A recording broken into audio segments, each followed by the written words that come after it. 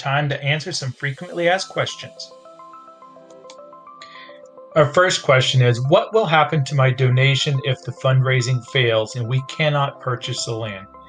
First of all, know that we firmly believe that failure is not an option, mainly because we have contingency plans in place. However, if that were to happen, we would have to offer donors two options. The first option would be for a reallocation to another conservation cause within Stoddard.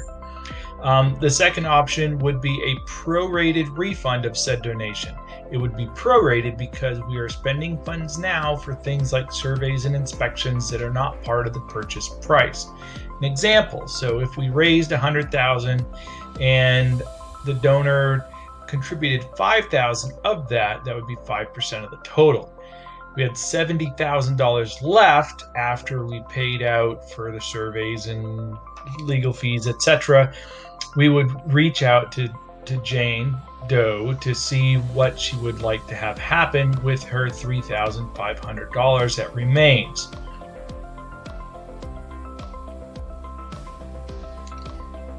Second question is, what will happen if donations exceed the goal?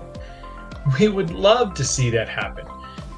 All donations can now or in the future only be utilized for the Little Big Forest. So what we maintain donor intent. So if we have unused funds, they will remain in a separate account with our trustees of the trust funds, and the Conservation Commission would be the named agents.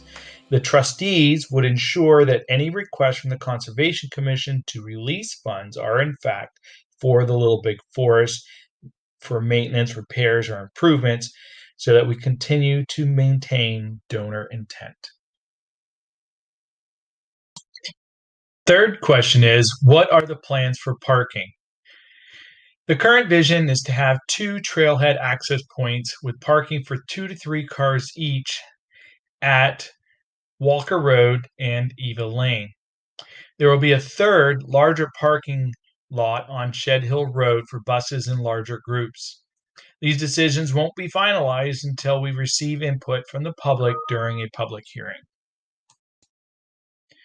The last question is, do you plan to build a public beach where swimming would be allowed?